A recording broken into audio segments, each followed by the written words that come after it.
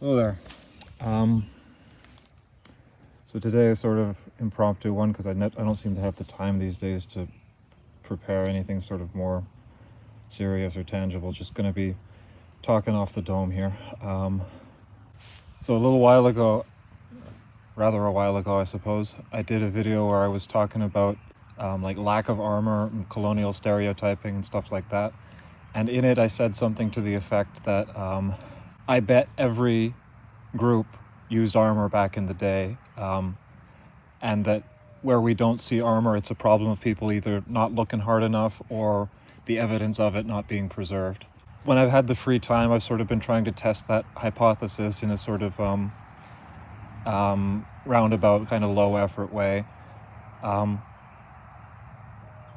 sort of using my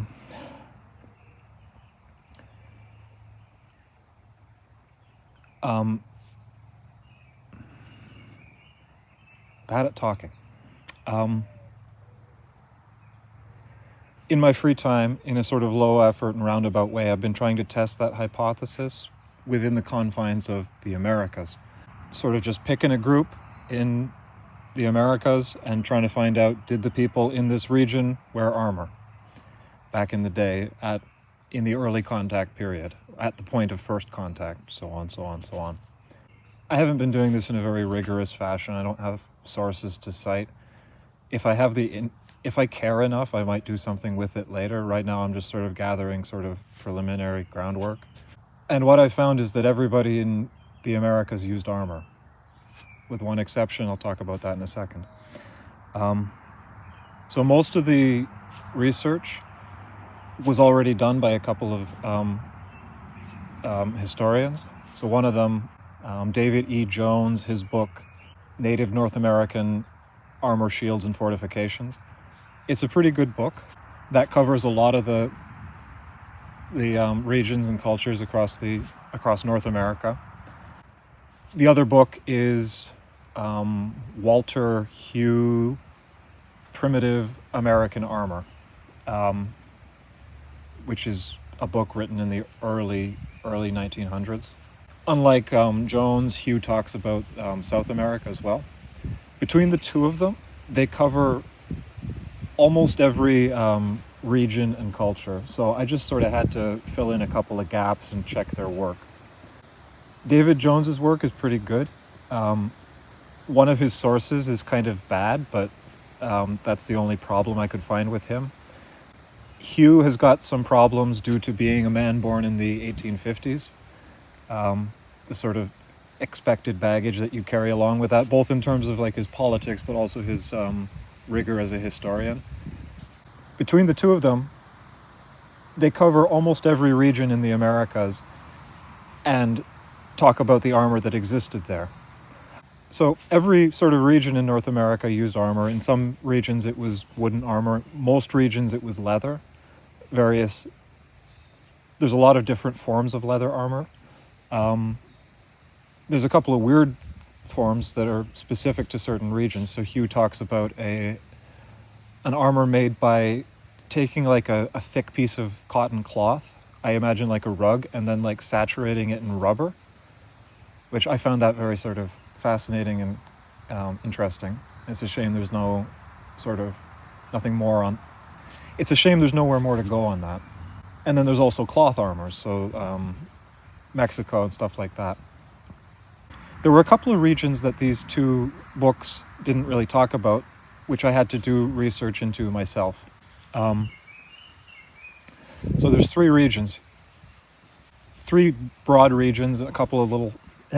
Talking. I hate talking. I'm such a bad presenter. I don't know why I don't know why I do this. I don't know why I do this. I'm not it takes so much editing to get these things into a sort of cohesive, sort of so articulate, so bloody articulate. It takes so much editing to get these things anywhere near watchable that, like, ugh. I wish I was getting paid by the hour, is what I'm saying. Anyway. What the heck was I talking about?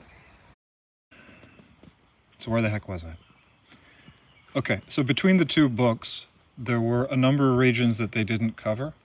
Um, there were a bunch of little ones which were pretty easy to sort of fill in. You just sort of look at their neighbors, and their neighbors have armor. Okay, easy to move on from there. Um, there were three sort of bigger regions where there wasn't any sort of mention of armor. These regions were sort of the Amazon River, like the Amazon rainforest proper, Florida, and the Caribbean islands. I'll talk about Florida first because it's the least sort of interesting. Digging into it, I wasn't able to find sort of explicit evidence of armor. However, one thing that I found was the people there, generally described by the explorers as going stark naked at all times because of the heat. Florida's bloody hot and muggy. But in descriptions of battles, the natives that the Spaniards are fighting are described as wearing deerskins, which seems to me to imply that in battle they wore more clothing than they did in day-to-day. It's not direct evidence of armor, but it's sort of convincing enough. I don't know that we're going to find anything sort of better. So moving on to the Amazon area. So like the northern part of South America, like along the coast, Hugh mentions all kinds of uses of armor, the rubber armor I mentioned earlier. It's sort of the Amazon area proper, near like the river kind of area, deep in the rainforest, which I wasn't aware of anything. There's sort of a problem there for the historian in that the Amazon River area was colonized fairly late, sort of well after contact in the broader South America region. So, let's say if Spanish guns are slowly proliferating through the Amazon area from the coast, you could expect some disruption to occur before you have a lot of, before the missionaries and the colonists arrive. Similarly, when you have the sort of colonization a lot later than contact, a lot of sort of interaction between European and natives can be happening without being documented. So, let's say, for instance, you got pirates sailing up the Amazon and doing some pillaging. They're not necessarily going to be recording their discoveries, or even recording their activities. So stuff can happen between first contact and first writing. I got another video talking about that. It's not the best, but it's interesting, sort of. I don't know, whatever. Oh, I'm stammering like heck.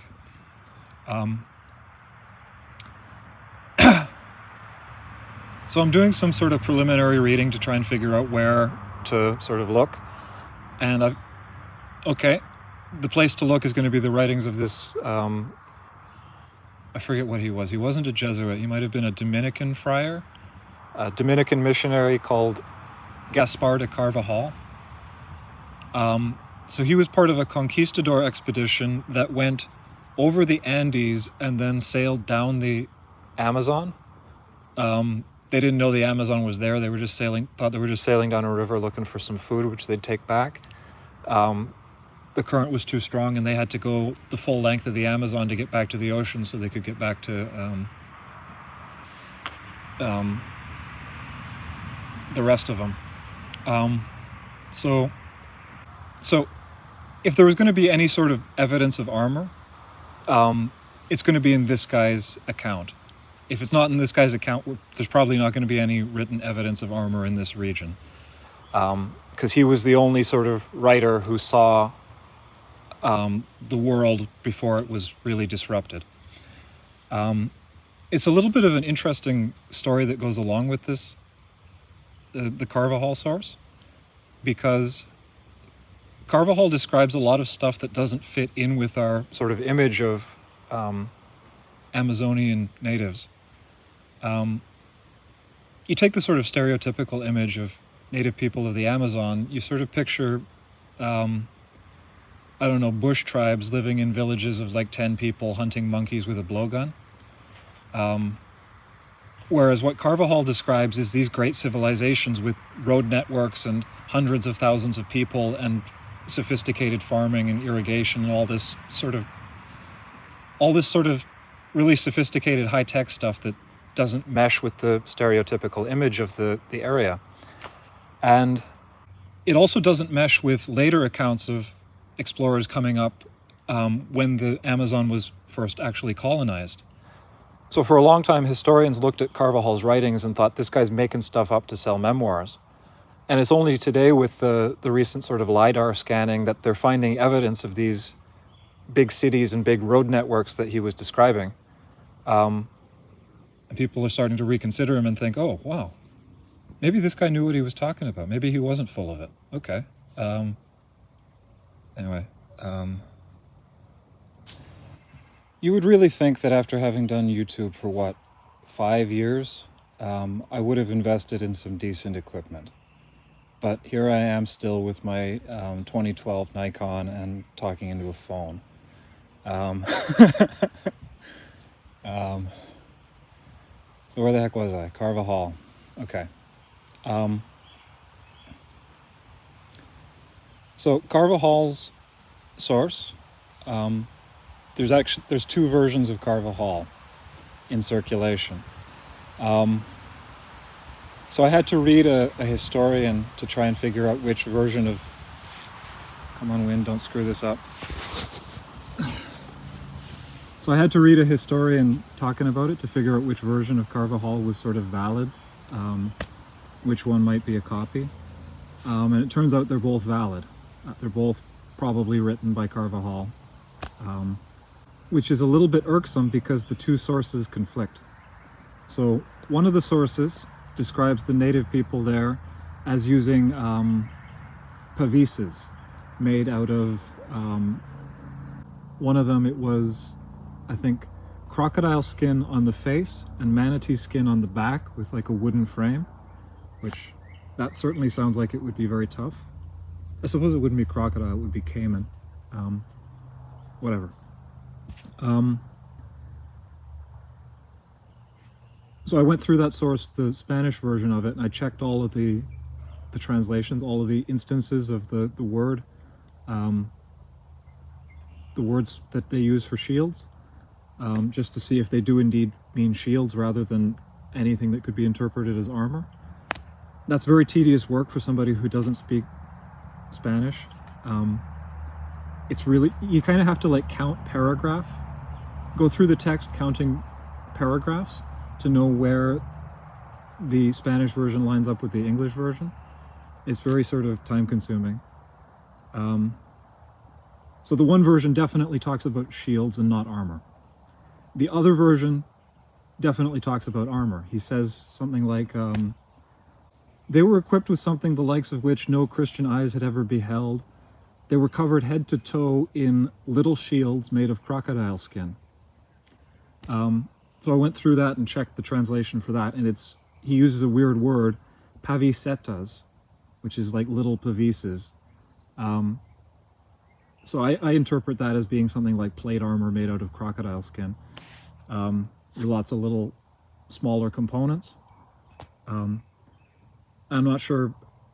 I don't think you can interpret that as meaning something else. Oh, they had little shields which were so big that they covered their entire body. I don't think you can interpret that in another way.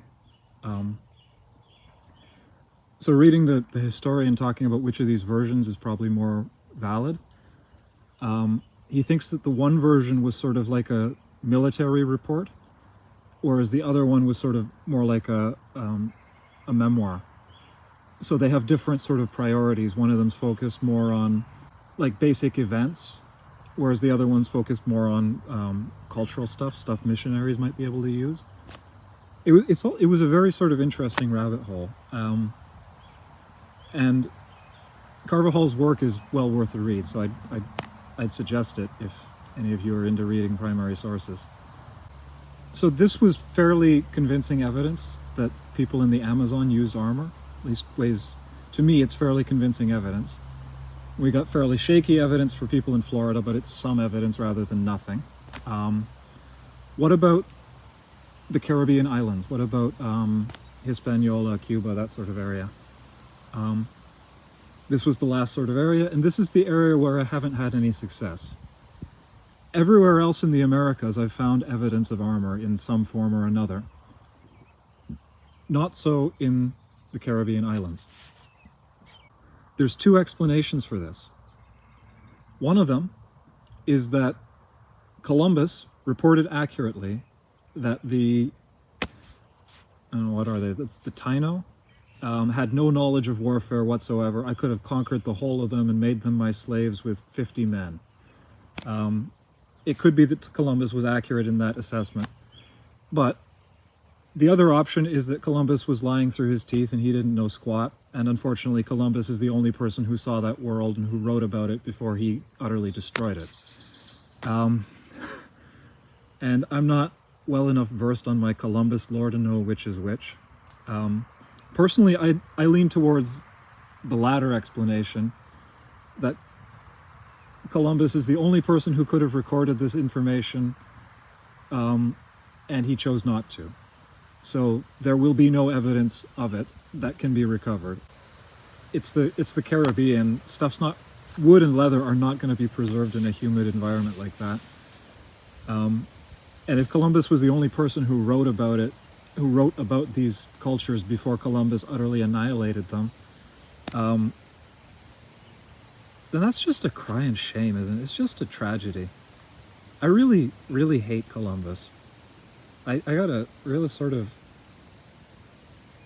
it really bugs me that you got those Yanks out there talking about like Columbus Day or whatever.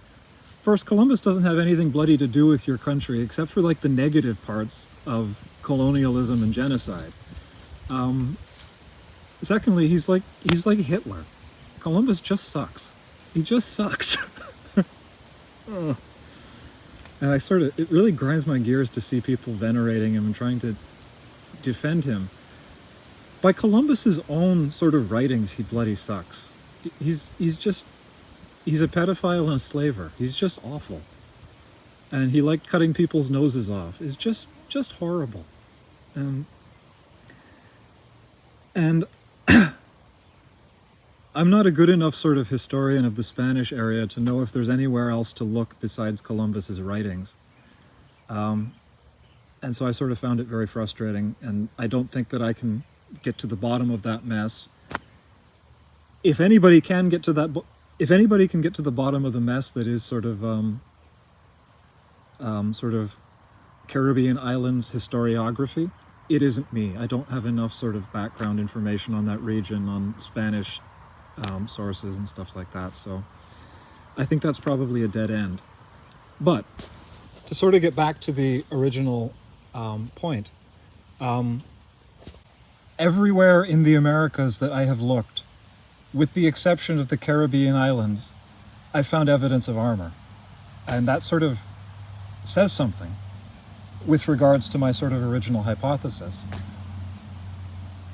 Additionally, that one area in which I haven't found armor, there's a very plausible explanation for why armor could have existed and not been found. There's a good reason why that evidence might not exist. For example, Columbus just bloody sucks and he's the best guy we have to go on for the region. But even if armor didn't exist, it sort of fits in with that caveat that I threw into that other video, wherein it would have to be a very isolated region where warfare was either so uncommon or so non-lethal that there was no real reason for armor. So if Columbus was reporting accurately, that's exactly what he was describing. I don't have any sort of broader sort of thoughts on this sort of subject. I'm not going to sort of expand this to the whole world because that's more time than I've got available.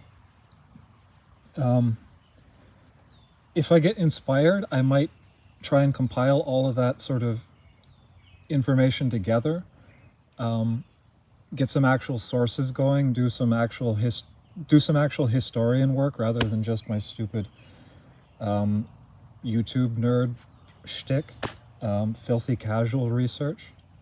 So the sort of takeaway is that I'm willing to bet that very few people in the audience before coming into my channel knew about armor of indigenous people in the Americas, with the exception of maybe Mexico, or maybe the Haida or whatever. Very few people knew about any examples of it, and yet everyone in these two continents, with this one possible regional exception, definitely or probably used armor.